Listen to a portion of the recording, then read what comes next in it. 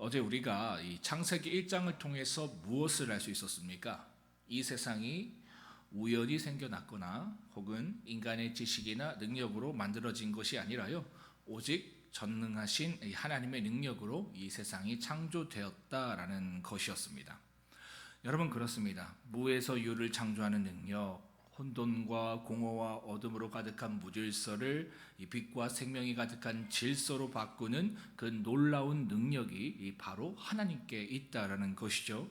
그래서 무엇입니까? 이처럼 우리의 인생의 주어가 나 혹은 이 세상의 가치가 아닌 하나님이 될 때 혼돈과 공허와 어둠이 가득했던 영혼과 인생이요, 이 빛이 가득하고 질서 정연한 영혼과 삶으로 온전히 바뀌게 된다라는 겁니다. 우리는 그런 생각하잖아요.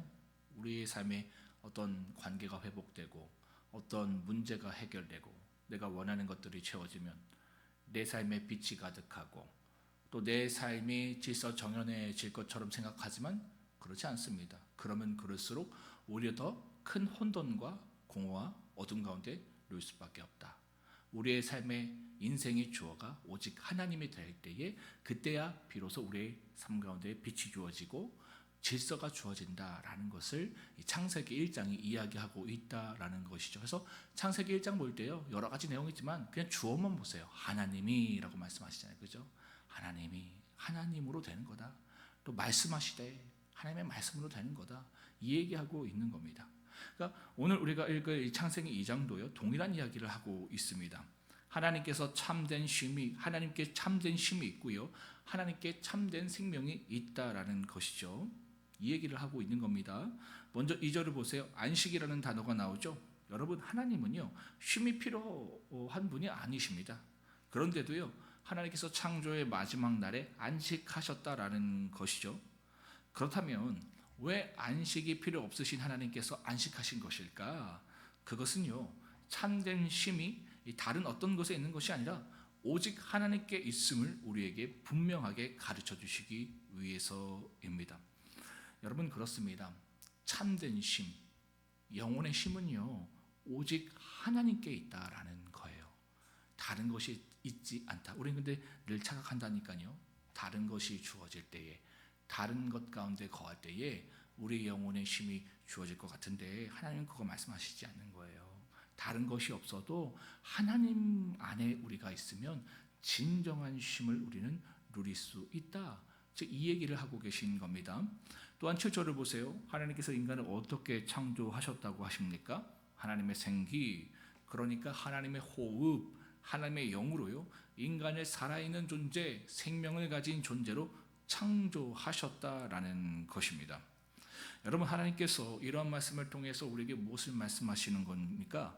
이 땅의 흙과 먼지와 같은 우리에게 하나님의 숨이 불어넣어지고요, 하나님의 영이 임할 때에 비로소 우리는요, 참된 생명 가운데 놓이게 되고 살아갈 수 있다라는 것을 우리에게 분명하게 말씀하고 계신 겁니다. 그래서 여러분, 오늘 이 새벽에 왜 나오셨어요? 이것 때문에 나온 거잖아요. 하나님의 숨이 우리에게 불어넣어질 때 우리가 숨 쉴 수 있는 거잖아요. 이 세상 가운데 있을 때는 숨을 쉴 수가 없어요. 그렇죠? 근데 이 하루를 생각하면 막 숨이 막 쉬어지지가 않아요. 근데 이 새벽에 왜 나오셨어요? 이 하나님의 숨이 나에게 불어넣어지고 하나님의 영이 나에게 주어졌을 때 내가 살 수 있으니까, 오늘을 승리하며 살아갈 수 있으니까. 그래서 여러분, 이 시간 나오는 것 아니겠습니까? 여러분, 잘 아시는 거예요. 맞아요. 하나님의 숨이 우리에게 불어넣어져야 되는 거예요. 하나님의 영이 우리에게 임해져야 하는 거예요. 그래야지만 우리가 숨 쉴 수 있고, 그래야 우리가 살아갈 수 있다라는 겁니다. 이처럼 창세기 2장은요, 우리가 하나님 안에 있을 때에 마치 가지가 이 포도나무에 붙어 있을 때에 포도 열매를 맺는 것처럼 우리가 하나님께 붙어 있을 때 그분과의 깊은 관계성 안에 있으면 있을수록 우리에게 참된 쉼과 생명이 주어진다라는 것을 말씀하고 있는 겁니다. 여러분, 그래서요, 창세기 1장을 보시면 하나님의 이름이 어떻게 쓰여 있습니까? 보세요. 창세기 1장 하나님이라고 쓰여 있잖아요. 히브리어로는 뭡니까? 엘로힘이에요. 엘로힘. 이 엘로힘이라는 이름은요, 전능하신 하나님, 능력의 하나님을 나타내는 하나님의 이름입니다. 그런데 창세기 2장을 보면요, 하나님의 이름이 4절에 보이는 것처럼 어떻게 쓰여 있습니까? 거의 대부분 여호와 하나님, 야훼, 여기 이렇게 많이 써여 있죠. 여기서 여러분, 여호와 하나님은요, 우리와 가까이서 관계하시고 친밀하게 동행하시는 하나님을 나타낼 때 주로 사용되는 하나님의 이름입니다. 의도적으로 이렇게 쓴 거예요. 1장에 보면 하나님이라고 썼다가 2장에는 여호와 하나님이라고 쓰였잖아요. 의도적으로 이렇게 썼다라는 겁니다. 하나님은 뭐를 강조하는 거라고요? 하나님의 힘, 하나님의 능력. 그러니까 하나님은 이만큼의 능력 있는 분이시다. 우리가 요한계시록을 볼 때에 이게 너무 중요하죠. 세상에 악이 너무나 강해 보여요. 하나님은 능력 없어 보여요. 근데 우리가 의도적으로 바라봐야 되고 찬양해야 되는 것이 무엇입니까? 선포해야 되는 것이 무엇입니까? 아니다라는 거예요. 하나님은 전능하신 분이시다. 하나님은 역사하시는 분이시다. 이걸 지금 강조하는 신앙 고백이 이 하나님, 엘로힘 여기 담겨 있는 거예요. 또한 여호와는 뭡니까? 하나님과의 관계를 강조한다 그랬죠. 우리는 하나님 안에 있어야 된다. 그분과 교제해야 된다. 그래서 2장에서부터 여호와 하나님이라고 쓰일 때 보면 하나님이요, 인간처럼 이렇게 동행하시고 함께 걸어다니시면서 말씀하시는 내용들이 나와요.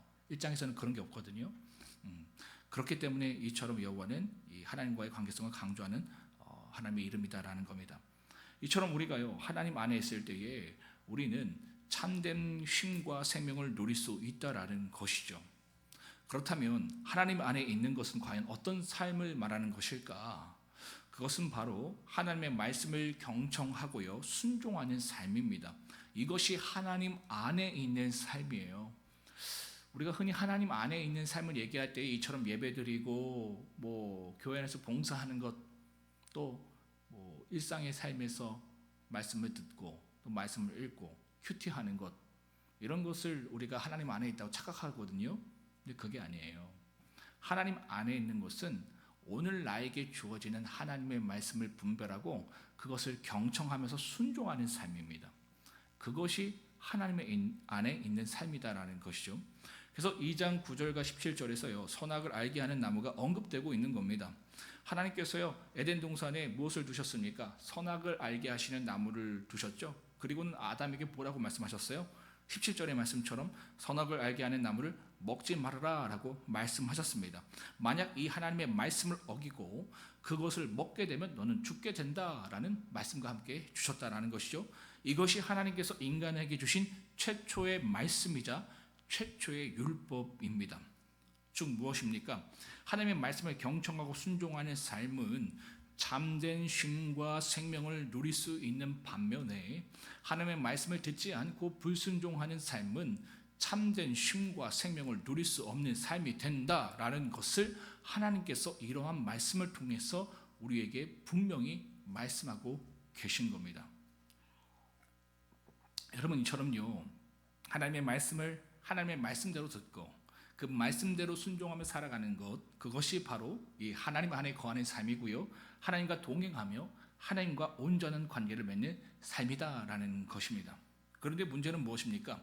우리는요, 내 생각, 내 마음에 동의가 되고 이해가 되는 말씀에만 경청하고 순종하고 싶어 한다라는 것이 문제입니다. 그렇죠? 또한 나에게 유익이 되고요, 내게 이익이 되는 하나님의 말씀만 골라서 경청하고 순종하는 것이 문제다라는 것이죠. 더 큰 문제가 있어요. 무슨 문제냐면 내일 우리가 이 창세기 3장에서 살펴보는 것처럼 이처럼 우리로 하나님의 말씀을 경청하고 순종하지 못하도록 만드는 악한 영의 유혹과 공격이 늘 우리에게 주어진다라는 것입니다. 그래서 하나님께서요, 18절의 말씀처럼 아담에게 돕는 배필을 주신 겁니다. 여기서 이 돕는 배필은요, 단순히 이 배우자라는 의미로만 보기보다는요, 좀 더 넓게 동역자의 의미로도 함께 이해할 수 있습니다. 어떤 배우자와 어떤 동역자입니까? 하나님의 말씀을 지키며 하나님 안에서 살아갈 수 있도록 서로를 붙들어주는 배우자와 이 동역자를 말하고 있는 겁니다. 때로는 사랑과 용납으로 서로를 격려해주고, 또 때로는 아픈 조언도 해주면서요, 옆에서 서로가 하나님의 사람으로 세워져 갈 수 있도록 돕는 것, 그것이 바로 이 돕는 배필 동역자의 역할이다라는 겁니다. 그래서 여러분, 이 돕는 배필, 이렇게 번역된 히브리어 에제르 크네그도 이 뜻 안에는요, 하나님의 도움을 주는 통로라는 의미와 함께 반대하며 돕는 자라는 의미를 가지고 있습니다. 참 재밌죠? 돕는 배필, 거기에 반대하며 돕는 자라는 의미가 있다니까요. 그러니까 때로는 우리가 함께 신앙하면서 가정 안에서, 교회 안에서 지치고 힘들 때, 그러니까 세상 가운데 하나님의 말씀으로 살아가고 세워져 가는 거 쉽지 않잖아요. 그래서 서로를 격려해 주는 거예요. 저희 교회가 그런 모습이 있습니다. 어제도 10시 예배 시작하기 전에 우리 성도님들 보니까 우리 지미정 성도님이 또 이덕화 성도님이 막 신방하시더라고요. 이것저것 돌아다니시면서 우리 권사님 건강 괜찮으세요? 왜 이렇게 얼굴이 어두우세요? 힘내세요? 서로를 이렇게 격려해 주는 모습을 보았어요. 그런 거예요. 하나님 앞에 우리가 설 때 홀로 쓸 수 없고요. 홀로 이것을 감당할 수 없습니다. 그래서 하나님께서 우리에게 동역자를 붙여주는 거예요. 그러니까 신앙은 혼자 할 수 있는 것이 아닙니다. 함께 해야 되는 거예요. 그러니까 이처럼 서로를 격려해 주는 거예요. 때로는 뭐예요? 그렇게 하면 안 돼. 조언도 해줘야 된다는 거예요. 반대하며 돕는 자라고 했잖아요. 그죠? 그거 하면 안 돼. 그렇게 하면 죽어. 이 모습이 우리 안에 또 서로에게 있어야 한다라는 것이죠. 이처럼 여러분, 하나님께서 18절의 말씀처럼 단지 아담이 혼자 있는 것이 외로워 보였어요. 하와를 주신 것이 아니라요. 이와 같이 이 배우자와 함께, 동역자와 함께 하나님 뜻과 말씀 안에서 서로가 하나님의 사람으로 세워져 가라라고 하나님께서 돕는 배필을 아담에게 주셨다라는 것이죠. 그러나 이 서로에게 그 역할을 잘 감당하지 못하게 되죠. 3장에 보이는 것처럼 하와는 마귀에게 속아요. 그리고 그 속은 내용을 가정과 교회 안에 가지고 끌고 오는 거예요. 그렇죠? 근데 아담은 뭐예요? 그걸 또 방관해버려요. 받아들인다고요. 하와가 속아서 왔을 땐 어떻게 해야 돼요? 반대하면 돕는 자라고 했잖아요. 그렇게 하면 안 돼. 그거 따라가면 안 돼. 하나님 안에 머물러 있어야 돼. 하나님 말씀 안에 머물러 있어야 돼. 하나님이 그렇게 말씀하셨어. 이게 반대해야 되거든요. 근데 이 바보 같은 아담이 어떻게 합니까? 그걸 다 용납해버려요. 가정 안에서, 교회 안에서 다 용납해버립니다. 그로 인해서 어떻게 되는 거예요? 가정이 무너지게 되고 또 교회가 무너지게 되고 결국은 이 세상이 무너지게 된다라는 것이죠. 그러니까 오늘날의 가정과 교회도 마찬가지입니다. 서로가 하나님의 사람으로 세워져 가도록 세워주고 도와줘야 되거든요. 근데 이게 안 될 때가 많아요. 가정 안에서도, 그죠? 또한 교회 안에서도 그냥 좋은 게 좋은 거예요. 그래서 이 죄와 악을 다 그냥 받아들입니다. 그렇죠? 그러니까 오늘날의 가정과 교회가 무너진 이유가 다 여기에 있는 거예요. 동역자의 역할, 이것을 제대로 감당하지 못했기 때문에 인류가 죄 가운데 무너졌던 것처럼 오늘날의 가정과 교회도 마찬가지다라는 것이죠. 말씀을 마무리하겠습니다. 사랑하는 성도 여러분, 오늘 여러분의 인생과 영혼은 어떠십니까? 하나님의 말씀 안에서 온전한 경청과 순종으로 이 참된 쉼과 생명을 하나님 안에서 누리며 살아가고 계십니까?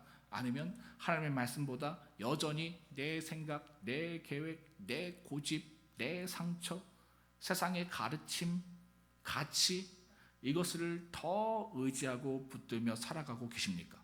그로 인해서 혼돈과 공허와 어둠과 무질서 가운데 있지 않느냐라는 거예요. 여러분, 이 시간 기억하시길 바랍니다.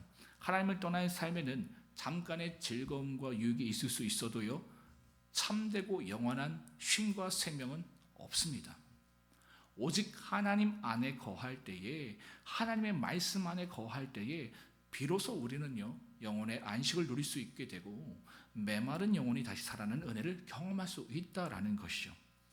그래서 오늘도요, 하나님의 말씀을 가까이 하시기를 바랍니다. 내 생각보다 말씀을 앞세우시고 내 감정보다 말씀에 순종하며 살아가시기를 바랍니다. 그리고 하나님께서요, 내 곁에 붙여주신 배우자와 믿음의 동역자들과 함께 서로를 하나님의 사람으로 세워가시길 바랍니다. 때로는 격려해주고 때로는 붙들어주고 때로는 바른 길로 권면하면서 함께 하나님 안에 거하며 세워져 가야 한다라는 것이죠. 그리하여서요, 혼돈과 공허함 가운데에 있던 우리의 영혼과 삶이 하나님의 은혜로 빛과 어둠이 빛과 생명이 가득한 삶으로 회복되어 가는 은혜가 저와 여러분들에게 있기를 주님의 이름으로 축복합니다. 이 시간 말씀을 생각하시면서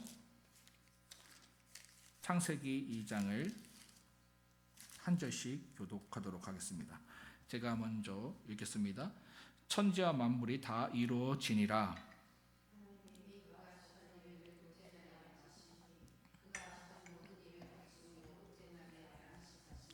하나님이 그 일곱째 날을 복되게 하사 거룩하게 하셨으니 이는 하나님이 그 창조하시며 만드시던 모든 일을 마치시고 그날에 안식하셨음이니라.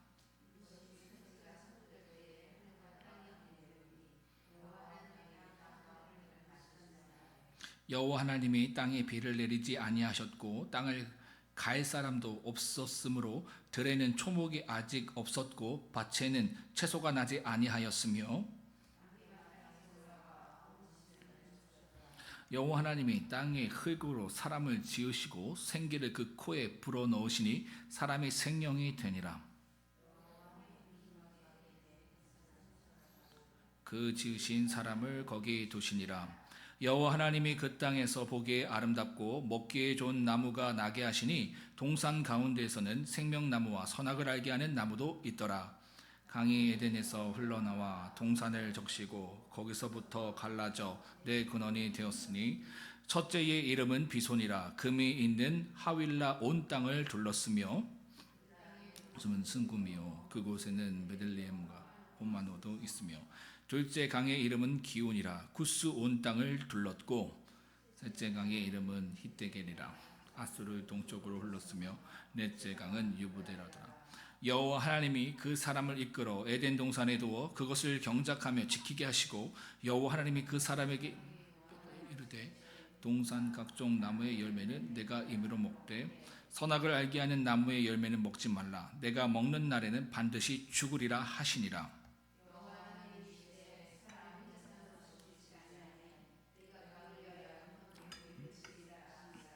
여호와 하나님이 흙으로 각종 들짐승과 공중의 각종 새를 지으시고 아담이 무엇이라고 부르나 보시려고 그것들을 그에게로 이끌어 가시니 아담이 각 생물을 부르는 것이 곧 그 이름이 되었더라.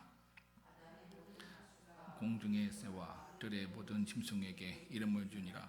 아담이 돕는 뱃빌이 없으므로 여호와 하나님이 아담을 깊이 잠들게 하시니 잠들매 그가 그 갈빗대 하나를 취하고 살로 대신 채우시고 여자를 만드시고 그를 아담에게로 이끌어 오시니 아담이 이르되 이는 내 뼈 중에 뼈요 살 중에 살이라. 이것을 남자에게서 취하였은즉 여자라 부르리라 하니라. 그러므로 남자가 부모를 떠나 그의 아내와 합하여 둘이 한 몸을 이룰지어다. 함께 읽겠습니다. 아담과 그의 아내 두 사람이 벌거벗었으나 부끄러워하지 아니하니라. 아멘. 이 시간 함께 기도하겠습니다.